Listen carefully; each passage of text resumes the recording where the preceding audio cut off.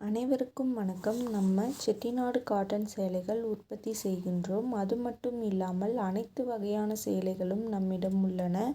உங்களுக்கு தேவையான சேலைகளின் ஃபோட்டோவை நம் வாட்ஸ்அப்பிற்கு அனுப்புங்கள்.